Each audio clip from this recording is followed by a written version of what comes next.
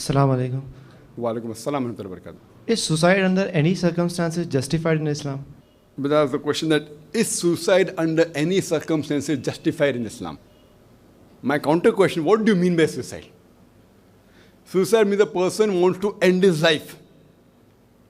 And most of the cases, suicide per se, is a person who's fed up of life. He has got so many problems. He doesn't have money, or he's gone in loss of business, whatever, and then he ends his life. This is haram in Islam. Ending your life purposely because of troubles in this world is haram. But on the other hand, you say that I want to fight for the haqq. Time Muhammad sallallahu alaihi wasallam, the enemies who fought against the Prophet, and you say, I'm going. We know that we are a small number. We are 300, they are 1,000, 3 times more. The chance of us surviving is little. In normal terminology, it will cause suicide. So that time, fine, I want to fight for the haqq. And while doing that, I'm ready to die. That's a different question. So you'll become a martyr. The question of suicide per se, you should define what does it mean. And I know that your reference may be in context to suicide bombing. Correct? Suicide bombing, or going for a particular thing. The question didn't say that, but I'm in the field. So more of suicide bombing is the difference between suicide bombing and committing suicide. Suicide per se is haram. But if you ask me suicide bombing, as I said, individual case you have to analyze what does the individual case say. If it's one individual who takes a decision and does it, it's totally haram in Islam.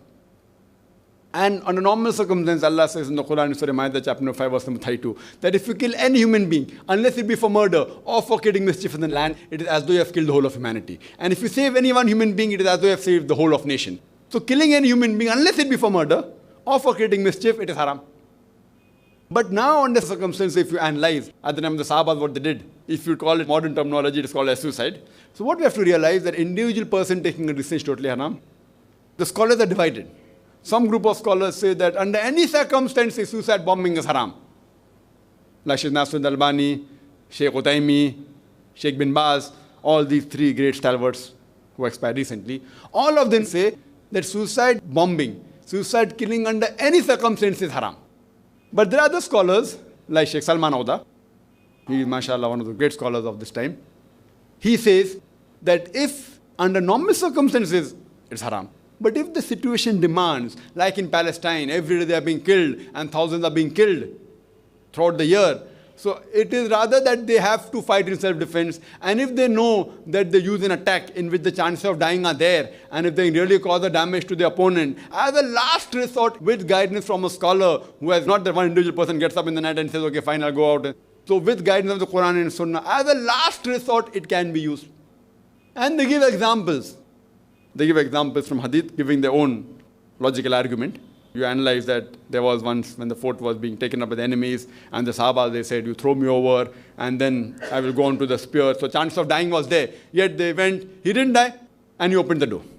So there are exceptions to the rule, so scholars differ. One group of scholars say it's totally haram under any circumstances. Some scholars say as a last resort, if it's done with guidance. There's no other alternative.